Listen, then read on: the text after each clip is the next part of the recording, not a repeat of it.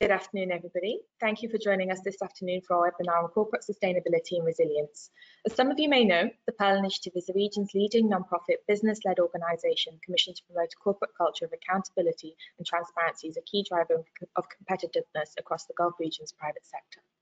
In light of the recent public health pandemic, our knowledge sharing events, including our seminars, workshops and roundtables, have been shifted to virtual webcasts. You can find out more about our upcoming webinars on our website. And on our social media channels. We post about them frequently. They're happening very frequently as well. We've been able to pull together our fantastic stakeholders and collaborators all around us who've all been willing to participate in providing valuable input into our knowledge sharing series. So please do attend those where you can. And if you have a look at our YouTube channel as well, if you have missed any webinars that might have been of interest, you can just look at them, watch them on demand, or click on them to kind of circulate with wider stakeholders after you've potentially attended a webinar. Hope you find those useful. Today's webinar is being held as part of our Governance in Philanthropy programme, which was developed in 2017 to build standards and best practices to create greater impact from giving across the Gulf region. The scope of the programme has grown year on year, and today we are focusing on demonstrating the value of embedding sustainability into business strategy and the importance of taking a multi-stakeholder approach. COVID-19 has brought about tremendous change to our economic and social fabrics. Businesses today face a new reality, one that should put sustainability at the forefront of their strategies. Resilience during these unprecedented times will largely be shaped by a company's sustainability strategy, which is not necessarily defined by its corporate social responsibility, but rather by how well sustainability is integrated into the larger business strategy. Financial and risk management alone cannot guarantee resilience. An organization's values and culture, its organizational and learning structures, its digital infrastructure, and the agility in deploying innovative solutions are key factors in resilience. I'd like to introduce you to our speaker today, Reem Khouri, who has provided a tremendous amount of support on the programme and will share her insights today on the pivotal role sustainability plays during socioeconomic instability. Reem Khouri is passionate about impact. She is the co-founder and CEO of Whyise, an impact analytics software solution that enables organisations to aggregate their data in real time, analyse it, align it with international standards and benchmark it for evidence-based decision making. They leverage technology to enable higher transparency on disbursement of funds, compliance with governance standards, streamlining of reporting, and data analytics for insights and higher financial, economic, social, and environmental return on investment. Whyise was selected in 2019 by the World Economic Forum as one of 100 startups contributing to the fourth industrial revolution. Reem is also the founding partner of Canon, an impact design company that has worked in the Middle East, Asia, and Africa with governments, companies, and NGOs to design models for exponential economic and social returns. Reem has served on numerous boards and is an associate at 3BL Associates, a people and planet strategy consultancy, and is a faculty member at Amani Institute in Nairobi, Kenya, and is a board member of Reward for Development, a non-profit community development organisation that works with disenfranchised communities through education, youth volunteerism, and grassroots organising.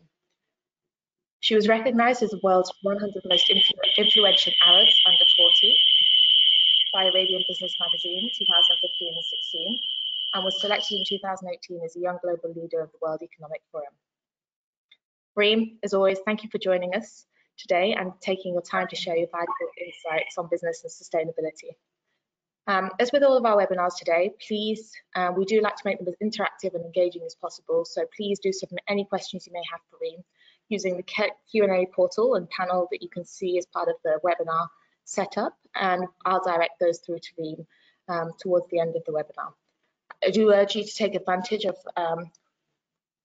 Reem's wealth of knowledge in this sphere. Honestly, I've never known anyone to be so, I mean, I was looking for, the expert on sustainability, but there's no word. I mean, an alchemy expert is a chemist, but there isn't one for sustainability, but we'll have to invent a word for Reem. So thank you, Reem.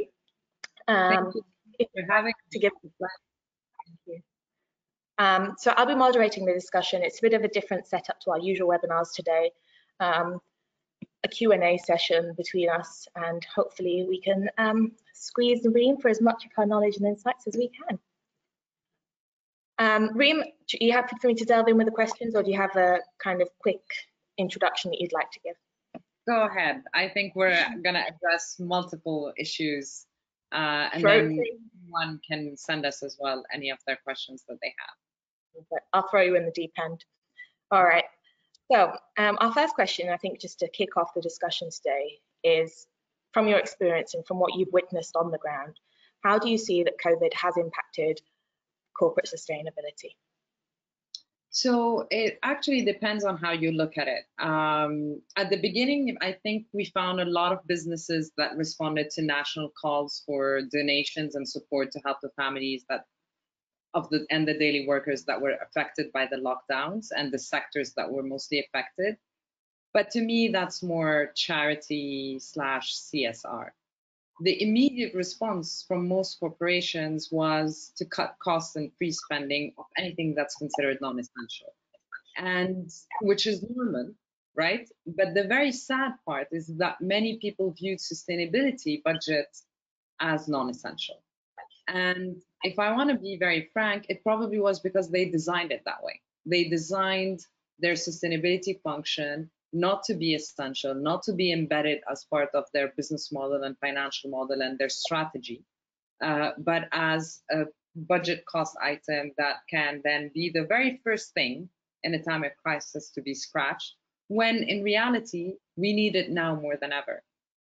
And when they design it not to be strategic, not to be embedded in the business model, and it's by definition, it's more geared towards marketing and PR. I know that I'm not the only one who believes that, but I know that some people might not like what I'm about to say, but I don't believe in CSR. I don't believe, so one of my favorite ways someone put this was, if you say CSR, so you're talking that you're going to be behaving responsibly, is as opposed to what? I mean, are you truly going to tell me that you wanted to behave irresponsibly and that we should say, fantastic, that you're behaving responsibly?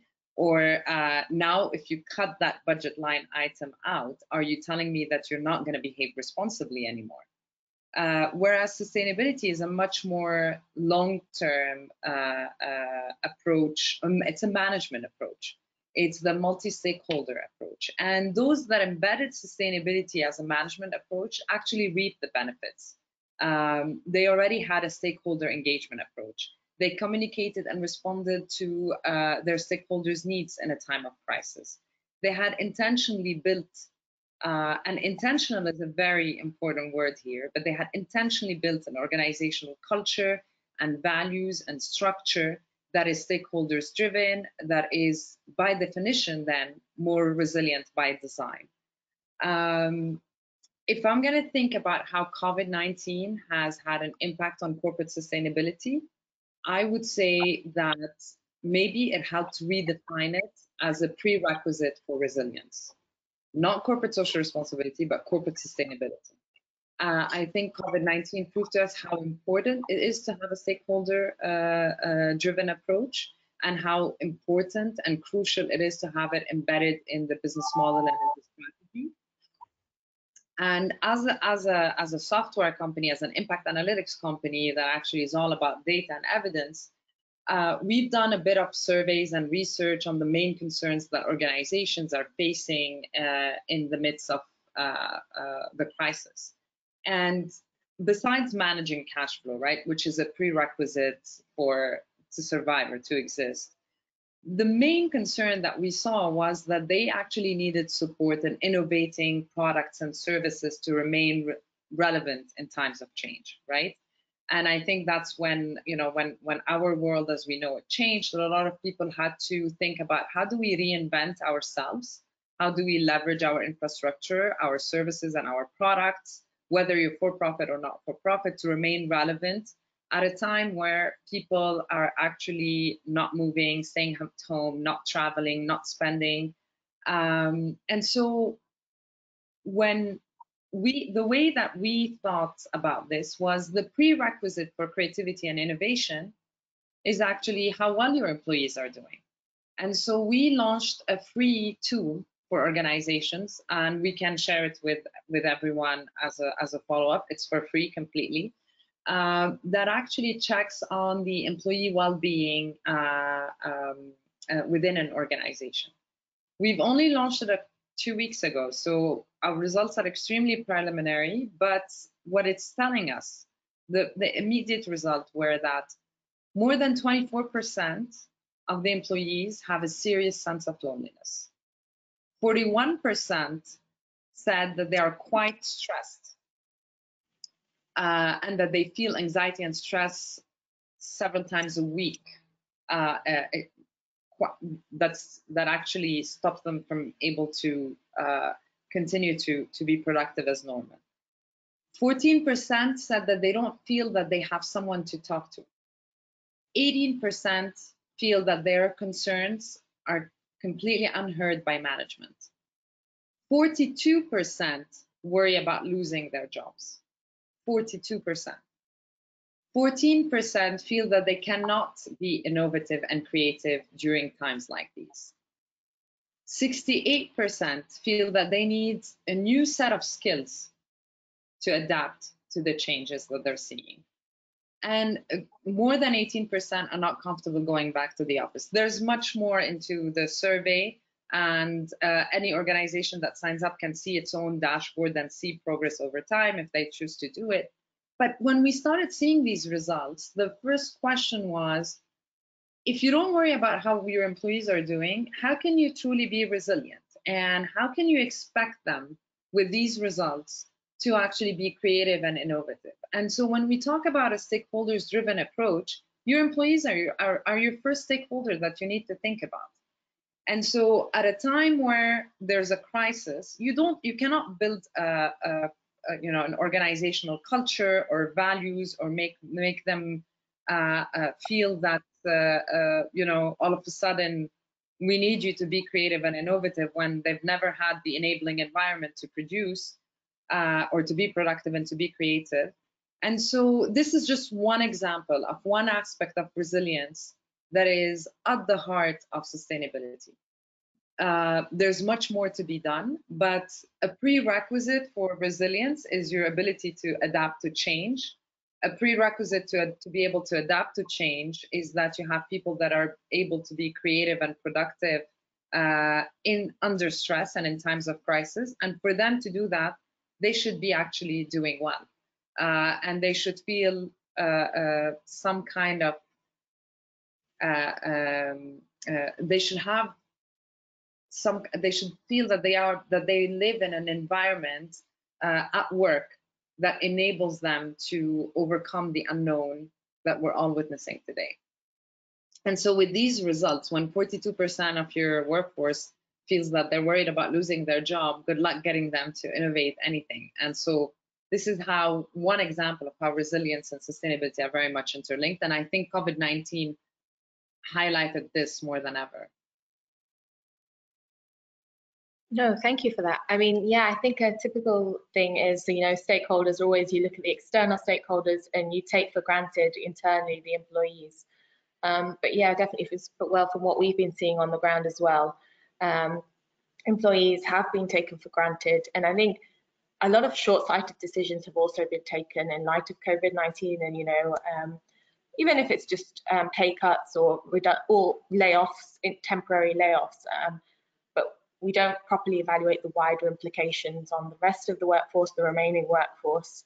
And I do believe that sometimes, I mean, obviously in some instances, as you've said, keeping cash flow afloat and making sure that you can manage all of your finances is important. But I think for some organizations we saw, before even the end of March, layoffs were made. And it makes me think that, did we really think that through? And did you really think of the long-term effects on the wider organization? But so you've mentioned all of that. Can I ask you to pinpoint, so what are the correct characteristics of sustainable and resilient organizations that you've seen being implemented? So we've done quite a bit of research about this topic, and I'll also address some of the points you just mentioned after we talk a little bit about the characteristics of resilient organizations. When we've done the research, what became very apparent was resilience is not just about efficient management and deployment of resources and managing cash flow. It's it has a lot to do with our values as organizations, how transparent we are in our communications and actions, the trust that our decisions take all stakeholders into account, the understandings that mistakes will be made and that we're going to be experimenting while deploying new solutions. But most importantly, a very deep-rooted belief that we belong to one community and that as stakeholders, our well-being is interconnected with the well-being of the rest of the stakeholders. And we started to see what are the key elements of resilience that we need to think about. At the very core, the nucleus of it, we thought it was about, the organizational culture and values. And there's quite a bit of interesting research. I'm also happy to share that that actually draws the distinction between when you're a performance-based organization, what kind of culture and values and skills you need to be focusing on, versus when you're a resilient, adaptable, flexible organization. And so we are starting to look at how do we assess an organizational culture based on adaptability and flexibility versus purely performance driven, right? And so there are quite a bit of different characteristics there. And we can talk a little bit more about them, but the importance of transparency is one of them in communication, but also in the measures that you take. The importance of diversity and having multiple point of views. The importance of resourcefulness, sustainability and trust and flexibility and agility. And so if we talk about flexibility and agility, then it's also about the process of co-creation and creation versus just the end result of what we're creating. The second very interesting characteristic was the ability for organizations to have what we ended up calling collapsible and inflatable structures. And so the idea was that at a time where your production is very much, or your productivity is very much affected by the external variables, it's instead of saying I'm laying off these people, it's how can I reskill them or repurpose this team to work on a new function or a new service or a new product, or become part of the R&D process, or become part of the quality assurance or the client engagement process. And so instead of saying we're going to cut costs and we're going to take these people out, is how can I change my structures from and it's not just your organizational structure, it's also your knowledge structure, it's also your governance structure that allows you to become much, much more flexible.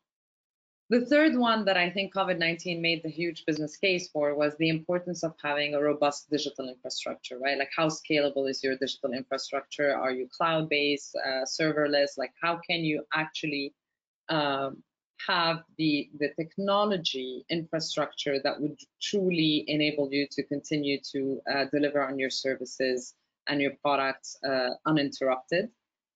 Then there was a big element related to the way we deploy our products and services. It's not just about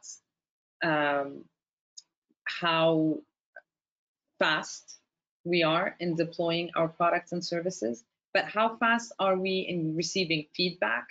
How fast are we in reiterating? It's actually about going with this very agile methodology of saying, I'm going to put the survey out there, whether it's perfect or not. It's better than having to wait for 3 months until it's perfect and people not getting at least some kind of insights. And how can I improve it over time and with time passing? And then the final piece, of course, is the financials. But the financials is not just about cash flow management. It's also about sustainable growth, right? And so I find it fascinating because I've been talking to some investors and they say, what's your growth strategy this for the next quarter? And I said, and I looked and I said, it's not just about the next quarter. I need to worry about the next 3 years and 4 years. And so we're actually needing to even look at everything that we're doing from a much more long-term point of view, but also looking at it in a way that makes sure that we don't just survive this period, but we build for excellence, and we build to last. And this to me is what sustainability is about, and this to me what resilience is truly about. Brilliant, thank you. So I mean, what we should have done in advance, but now we're at this situation where we potentially haven't done this in our organisations, and I mean, better late than never, I guess. So we decide we want to kind of now put in the practices to be more sustainable, more resilient. Of course, it's reactionary, reactive to the current status quo, certainly not preemptive for future crises. But how do we then prioritize which aspects we want to work on first?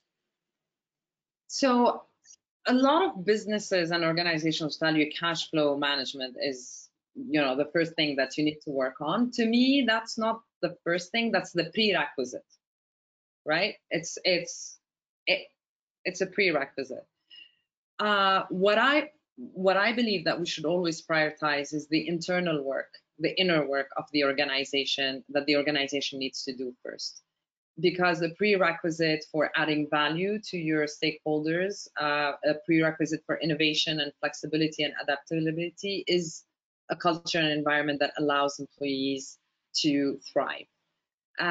Again, research showed us that in times of change, we need to provide our employees safety, not security, because we don't have the ability to guarantee security, and not stability, because we are not also in control of the variables of everything that's changing, but safety during change, because there's the emotional consequences of continuous transformation and change are two main emotions, anxiety and grief, which completely stop employees from being able to innovate and be creative and actually give you 100% in terms of productivity. And so employee well-being is why we decided to actually have that as the first tool and make it for free, because we think that this is where all organizations need to start from. And again, it's not enough to do that, because to be able to do so, we need the right organizational structures and governance and processes to ensure that we approach it from a holistic point of view. But one of our biggest lessons was, so the way that the tool even came to happen, we tested it on ourselves, right? And so we're a startup, we're not a big team. But then when we did the employee well-being survey, and it's anonymous, so when you talked about layoffs, and so we actually we had deductions on the salaries, and we said the reason we're doing this is we want to ensure cash flow management on the long term, because we don't want to have any layoffs, zero. And that was something that we all together agreed upon, and we were extremely transparent with how the deductions happened. And the biggest deduction, of course, came to the CEO first, and then a smaller deduction to the management team, and then a smaller deduction to middle management. And so it was extremely transparent in terms of how it was done. Yet, when we did the employee well-being survey, 80% of our team said that they're worried about the financial security. And so I went back and I said, okay, maybe something in our communication was not clear. Maybe we're not very transparent. So I repeated how we're doing it. I was very clear. We run the survey the next month, did not move. We still had 80% of our team worried about their financial security. So I started talking to them and I said, okay, I need to understand, where is this coming from? And they said, well, it has nothing to do with, we're not worried about our financial security because of work. We're worried about financial security because of the global economy, because of the fact that we have deductions on our salaries, and we're not necessarily very good at managing our own personal finances or savings schemes, and so we were actually extremely, and so to me that was fascinating. And this is where I realized that my responsibility as the CEO of that company was to actually address that. So in addition to transparency on cash flow management, we said all the deductions will be paid back in cash if cash becomes available, or will be converted into stock options so that you can have a sense of financial security. We also made working from home, from the office, non-mandatory, so that we can burden the transportation costs on the employees, like lower the burden of the transportation costs. We created a personal budgeting template. It cost us nothing, right? We created a personal budgeting template and shared it with the team to help them plan their financials, create saving schemes. And now we're researching financial literacy training programs. There's a lot of information and knowledge available for free today online to make it available for the team, to curate it for the team, whoever is interested in this, so that they can also learn how to better manage their personal finances. And things have changed drastically for us. So for a lot of people who think that there's no direct link between innovation and creation and taking care of or this, it sounds like it's good to do. Q2, we had 400% growth in our revenues over Q1 as a company. Productivity, innovation went up. Our prototyping time went from 3 weeks down to 5 days. I mean, the team is giving 100%, 150% of themselves and their thinking power and their innovation and their creativity, because we are doing and we are addressing all these changes. And some of it has been happening before, but some of it has been happening and has been a learning experiment as we go. Okay, brilliant. Just out of interest, so how big is your team? Just so we can kind of get an idea of, because I got a relatively small team. We're tiny. We're so with the advisors and the third-party providers, we're 11 or 12. Yeah, I mean, so that implication on such a small team. So if you imagine, like, if you've got a few hundred or a few thousand employees, and the implications there where you can't really control, you can't have that direct channel of communication, then it really does highlight the need for that transparency, the candidness from the organization side. But I think the business environment around us also definitely impacts that. So, I mean, when you were telling me about, the financial sustainability question, that the responses are, we're still uncertain and we're still a little bit nervous. I thought what came to my mind personally was that, maybe it's a reflection of a lot of the companies portray this image of we're fine, and we've seen it happen on the ground here. We're fine, all is going well. There won't be any more redundancies, there won't be any more layoffs, and then a couple of days, weeks down the line, the next batch comes. So there's this false sense of security also being offered to employees because the redundancies are happening. So I think as a business environment, it's important because we all need to, it's not only the ramifications on our own little business, but it's the wider organization, the wider business community and ecosystem as a whole, which will inevitably be impacted by the actions of a single organization. And I mean, yeah, you're a small organization, so the impact potentially on a supply chain, on the rest of the ecosystem is not as significant as if you were a wider organization where you haven't potentially been as transparent in your communication as well. Interesting point, Reem. Can I give a few examples of organizations that have addressed this that are a much larger scale? Maybe it will also help contextualize. So instead of just talking about us as a tiny operations, one of the fascinating organizations that I came across is a big pharmaceutical group, and it has thousands of employees. And they decided to do something called right sizing. It's not downsizing. So they said, we're not laying off people, but we're going to right size.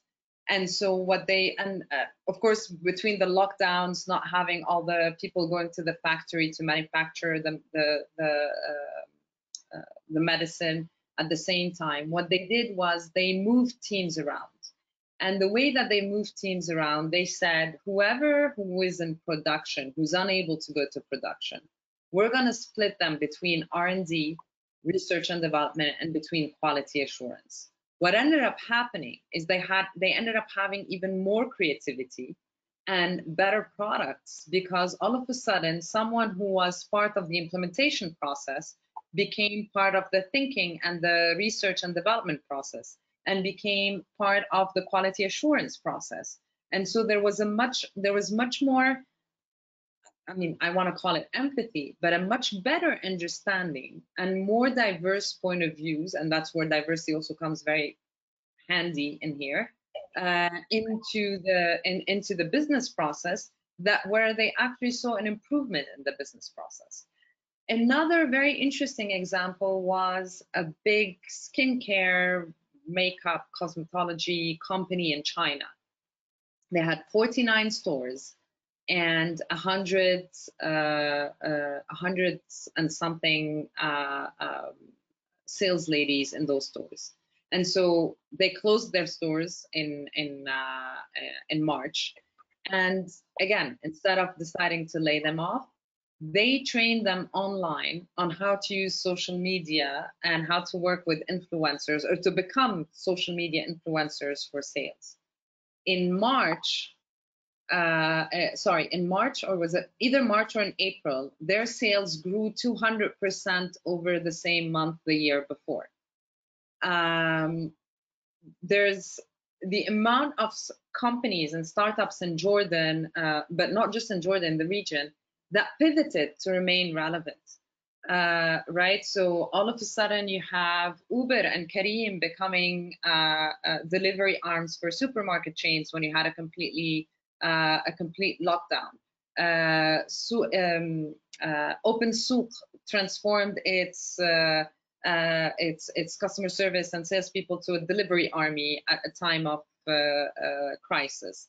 There was a couple of platforms in Jordan that I know of that were on the e-commerce side, or helping. There was even a social enterprise that was selling homemade foods products from women working from home to they actually leveraged their infrastructure and their technology to help supermarkets have an online delivery arm. And so we've seen a lot of organizations, small and big, being able to either repurpose, pivot, upskill, reskill their workforce, and reinvent themselves very quickly. Again, a lot of them will tell you their ability to make the decisions very quickly, their governance structure that allowed them to make those decisions, the employees that actually came back with these ideas and put in the extra hours and working till midnight and 1 and 2 a.m. They had something in common. And what they had in common is that they had a stakeholder approach. At the bare minimum, they listened to their employees, to their clients, and to their suppliers, right? I mean, that's what at the heart of it. And they had an organizational culture that ensured that people who put in the extra mile and the extra effort trusted that this organization values their contribution, and they know that they actually have a stake in it on the long run. And so this is what they truly have in common. And so I wanted to just talk about these examples because they might help people think about ways of addressing, and I know that you wanted to ask me a little bit about that, is like, how do we, like at a time where you're not supposed to spend money, how do you do these things? How do you invest in sustainability when there's no money? Yeah. And so yeah, so I know we talked about that. And so one of the first feedback we received, the reason why we thought about this was before putting our employee well-being survey out there, our tool out there for people to use, we actually, did as we preach and had a stakeholder engagement approach to it. And so we asked people before launching it, and we received feedback. They said, we fantastic. I do this. I do the employee well-being survey. I send it to my team. I get the results. My results are good or bad. Now what? What do I do? And know that as a CEO of a company, or as the CEO of an organization, or the director of a foundation, I want to get the best results possible with the least amount of money to be spent, or zero money to be spent. And so we were challenged into figuring out what's the best way to do it. And we came to the decision that, one, we're going to publish our results. And so when you go to register, you'll see our results with how we address them. And we very clearly put the things that how we address them. Not all of them cost money, right? So even when we say we're going to do I'll tell you that 80% of my team feel that they need to improve their skills to adapt to the changing needs of the market. We're conducting a skills gap analysis, but we're researching content and programs for skills development that addresses these gaps without costing us money. The amount of content available today online that is available for free is ridiculous. I mean, the generosity of people during the quarantine in sharing knowledge was unprecedented.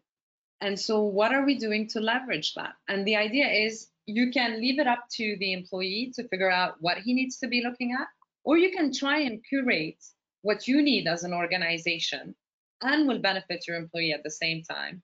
And so it's a win-win for everyone.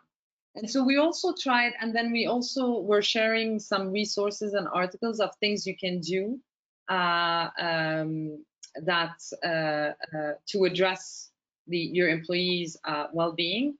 One of the very first things that we realized was an issue, especially when it came to anxiety and stress in the very early days when no one was knowing what's happening. Complete military lockdown, we're not allowed to leave the house. And there's this paranoia, and some people you talk to are so worried about their families and their parents and their children, or they're pregnant. And we introduced something very simple. In our daily meeting, we introduced a 15-minute check-in call. So we spend the first 15 minutes of our morning meeting checking on each other's anxieties. The very first couple of weeks, we just did, out of 1 to 10, how well are you doing? Right? No judgment. I can say a 4 or a 5. I might want to say why it's a 4 or 5. I might not.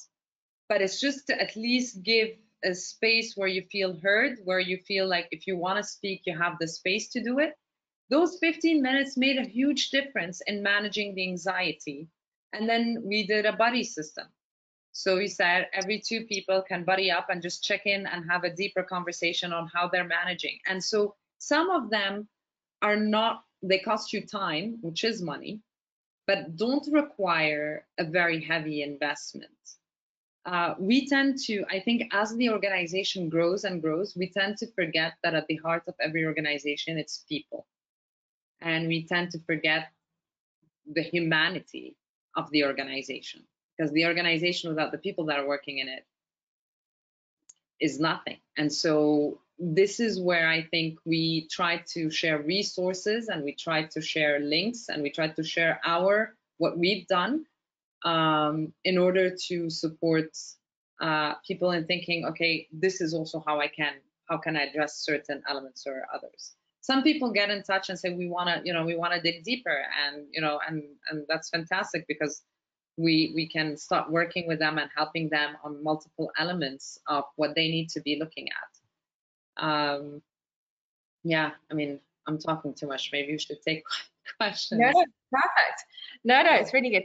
I mean, how do we move, just quickly as a side note, there's this concept, the preconception that, investing in sustainable practices is a cost. Now, it's not just a cost in the sense that, you know, it's gone into thin air. In the end, there is a return on investment. It's an investment into the company. You reap the rewards, you reap the benefits, as you've mentioned, in other forms: greater productivity, greater employee engagement, just when we're talking to employee-specific initiatives. How can we, when, you know, you're trying to convince management of this investment, how can we then correlate the two and demonstrate that, you know, on the long run, there is a financial benefit, or there is some sort of benefit that we can reap? It's not a cost into thin air. This is an investment. So that's exactly why we started Whyise. Yeah. That's exactly why we started Whyise. So when I scripted, by the way, that was not scripted. yeah, that's precisely why. Because when I've been working in this space for quite some time, and to be honest, when we help an organization design its sustainability strategy, or its impact model, or foundation work on its impact model and programmatic model to achieve the impact it's trying to achieve, we're always also helping them derive the indicators, like ways of measuring, am I actually really creating the change I'm trying to create? One of the biggest challenges has been, when it comes to the not-for-profit sector, or impact-driven organizations, whether it's an impact fund, or a foundation, or a social enterprise, the argument is easier to make. Where it becomes difficult on that front is, we look at it and say, but we also need to look at the financial sustainability of things, right? If you have the best impact possible, but you're not financially sustainable, the impact will not happen. And if you are extremely profitable, but you're not sustainable, you're not going to last either. And so we wanted, and we very much focused on designing models that allow you to see the correlations between both. But then a big part of it was that I don't think we have enough. With a lot of the clients we work with, they didn't have the data was not clean, they didn't have the proper structuring for the data, they didn't know what to measure to show the correlation, true correlation between their investment in sustainability strategy and the economic and social and environmental return on investment.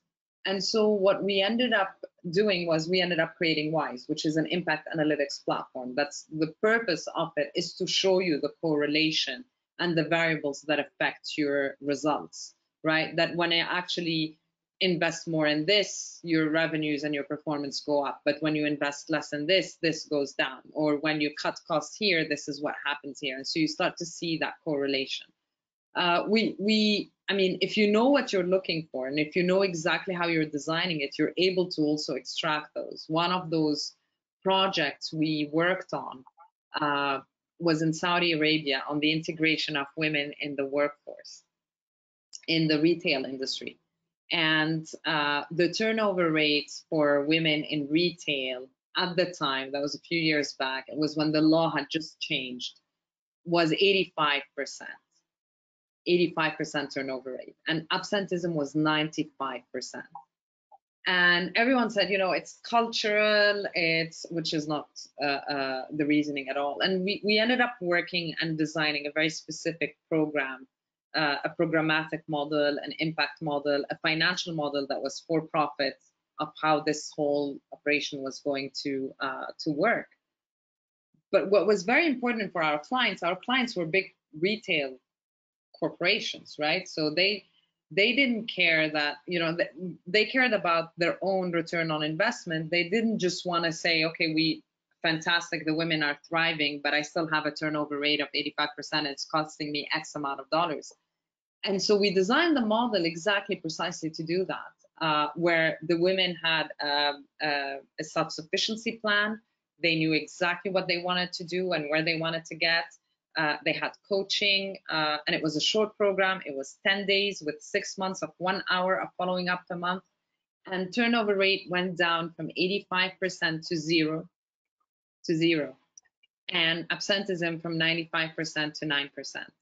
And that to us was amazing, because they could measure exactly how much savings they had. They could see how the performance became better. But the women also rated their own sense of confidence, their skills, their ability to stick to their plans, their ability to become self-sufficient truly, was also exponentially high. And what we tried to explain to the organization was, you could not have gotten your savings and your turnover rate from 85% to 0 unless we worked on that. And so figuring out where to align, and this is what sustainability is. This is what a multi-stakeholder approach is figuring out how to align the interests of all of your stakeholders, and knowing that their well-being will affect your well-being, your financial well-being, and your social well-being, and your environmental well-being as an organization. Brilliant, thank you. Just so we've got about 14 minutes left, everybody. I'm looking at the questions. If you could just send, if you have any questions, please just send those through. I've got one more to ask Reem, and then I'll be going over to the questions that you've submitted. So please, if you do have any questions, submit them through now, and then at least I can get them ready to send through to Reem. But one final question for me, Reem. I think thank you, you've shared some examples already, but have you got any examples in particular of how, as a result of COVID, that organisations have invested in sustainability and resilience? So the more immediate investments that have happened from organisations around us regionally. So again, I would say the examples I gave earlier, right? The right sizing, the upskilling and reskilling of their, so the pharmaceutical company that did this methodology is actually based in the Middle East. The pivoting of the e-commerce platforms for the purpose of addressing an immediate need. Quite a few of the organizations that have signed up for our employee well-being survey are actually looking to get even a better understanding of the resources that are available and the tools that they could use to actually address and start creating that change. I know of several organizations that did like us, that converted any deductions into stock options. Several organizations started working, realize how important it is to work on these things. But I think this is something that requires a long-term planning. My biggest fear, to be very honest, with everything that's happening, is how inclusive we are in this process, and that we actually, when we move into I think a lot of organizations think that the way out of COVID-19 is a digital transformation strategy, and that's it. And cash flow management and digital transformation, and I'll be set to get out of COVID-19. And what I'm trying to say is this is nowhere near enough, right? Your team and their upskilling and reskilling, your supply chain and their upskilling and reskilling, your new infrastructure that needs to incorporate your suppliers and your employees that might actually not know how to manage in this new type of structure that you're creating. The fact that we're not talking to clients very closely, right? Everything moved online, whether it's clients or beneficiaries, right? And so reducing humans to data points versus really listening to your clients and your beneficiaries and their needs and their frustrations. There are ways to automate that. There are ways to actually make your systems smarter in listening to the needs of your stakeholders, but not reducing your stakeholders to data points is a fear that I have. And I think a lot of organizations went straight into the a digital transformation strategy. I don't think I've seen enough people going into the sustainability strategy as a response to COVID-19. A few addressed it, and yes, the digital infrastructure is a very important part of your resilience as an organization, but it's one aspect. It's not the only aspect. And so my fear is how many people focus on just that aspect versus the holistic approach to it. Very clear, thanks, Reem. So we've got a question in from one of our audience. So I mean, I think you've touched on this since he's asked the question, but I'm going to ask it anyway, just so you can summarize in a couple of sentences. But the question is, what are the differences? What is the difference between sustainability and resilience? Please. So I don't. I see them as one, and so I think COVID-19 redefined for us that the best way for you to be resilient is to adopt a sustainable multi-stakeholder approach. Because resilient means that that you're here to last for a long time, which what sustainability is about.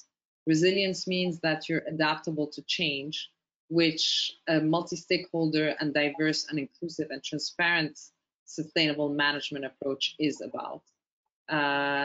Resilience means that you have a robust infrastructure, a robust supply chain, a robust organizational culture and value, and these are all elements of sustainability. So in my opinion, the only way for you to be truly resilient is to be sustainable, because resilient means that you're resilient to change on the long term, and sustainability is about building your organization in a way that will make sure that it's not just great now, it's great on the long term. And great on the long term, that includes its ability to adapt to change and crisis, and address and be flexible enough to go through the changes. And then there is a much more philosophical approach, right, to it. And if I want to be a bit of a troublemaker, I would say, if we had been more sustainable as a society, we would not have destroyed the natural habitat of animals, and we would have seen less viruses jumping from animals to human beings because they are no longer living in their natural habitat. And so I can also build the business case the other way around and saying we are where we are. We got the 2008 financial crisis because we're not sustainable. We have the pandemics because of climate change, because we're not sustainable. We have, I mean, you can look at it, the whole concept of whether we're talking about resilient organizations or resilient societies, it's very much about how sustainable we are as communities and as societies, and how, I mean, my favorite summary of COVID-19 and the economic crisis was, someone was said, what does it say about our economy when it's about to collapse because people are only buying what they need? And that talks about how sustainable our economic systems, unsustainable our economic systems were, right? How we were not sustainable. And so to me, the only way for you to be resilient is for you to adopt a sustainable approach to management. Truly resilient. Yep. Gosh, some poignant thoughts and ideas there. All right, I think just to wrap up, I mean, you've mentioned quite extensively the challenges that were presented to us.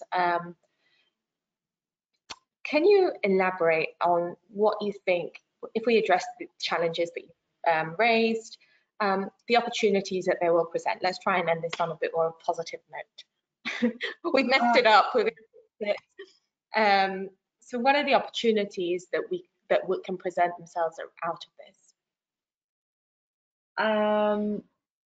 So the challenges, I think it's definitely how not inclusive we are, like the lack of inclusion in our approaches and our strategies, even at the at the national or regional levels, how inclusive we are of refugees in our responses, how inclusive are we of people with special needs with our responses, how inclusive are we with people that are digitally illiterate in our responses. All our solutions all of a sudden became, online, e-government solutions and shop online. What about the people that don't have internet? What about the people that don't have tablets and smartphones? And we have plenty of them. So that's a challenge. And so the digital infrastructure is also part of that challenge. And I think another point that I mentioned is that we look at human beings or stakeholders as data points versus humans. And so these are challenges that I'm worried about. But at the same time, I see unbelievable opportunity in terms of education and upskilling. I mean, that's if there are sectors that I think will thrive, would be the education, the reskilling, and the upskilling. It's the healthcare and well-being sector. Everyone is talking about, the new crisis is going to be a mental health crisis because of isolation, because of depression, because we are social creatures by essence, and then the nature of this crisis is completely, taking away this aspect of in social interaction. So I think healthcare and well-being and mental health are huge opportunities. I think social entrepreneurship across the board, we have so many challenges we need to resolve. I think we're going to start to see a lot of innovation to address challenges, from micro insurance schemes to distant learning to multiple to the equivalent of Uber for working from home. Like the future of work, I think, is a huge opportunity. And I think the biggest opportunity I see is we're going to be forced to use technology in a more human-centric manner. And so I really think that there's a huge opportunity in looking at how we can leverage technology for to design solutions, but in a human-centric manner. And so I think there are plenty of opportunities. I'm actually more optimistic than pessimistic. I know things will take a long time to see the revolution that we want to see. I think the world is going through a crazy time when you look around everywhere, from US and Lebanon and the region, and I mean everywhere. But I'm also I'm extremely hopeful, because I think we're also starting to have the conversations that we really need to have, and we I don't think anyone in the US is ever going to argue that diversity and inclusion are not important in any organization, right? And I think that there's a movement towards that. I don't think it's enough to address structural racism, but I think it's a step. And so, yeah, I believe all of these are issues that will be, that I'm extremely hopeful about. Brilliant, thank you. And look at that for timing, bang on the dot. No, as always, honestly, Reem, thank you so much for all of your insights. They were really, really valuable. And being so frank with us and open with us with what you've seen on the ground and your experience through what you've been doing through Whyise as well, which has been fantastic by the looks of things. And I'm glad that, I mean, there's a saying, it's a really inappropriate one, but sometimes it's where there's tragedy, there's trade. And I think, as you said, there's plenty of opportunities that come with this. So we are also hopeful of a more sustainable business environment, a resilient business environment. I'll use the right buzzwords here. No, hopefully not buzzwords either. But no, thanks so much. And as always, thank you for all your support with the Pearl Initiative. We really do appreciate everything that you do with us. So thank you. Thank you all for attending. I hope you found it useful. As always, if there's any follow-ups that we can support you with, we're happy to direct you through to Reem. If there's any feedback as well, you'll get the feedback form just after this webinar, after this series. And please do fill that in as well, because that enables us to kind of curate the rest of the webinar schedules. If there's a follow-up topic that we can do to this session, then we'd be happy to build that as well for you. Thanks for attending. Have a lovely evening. Take care. Thank you, Reem.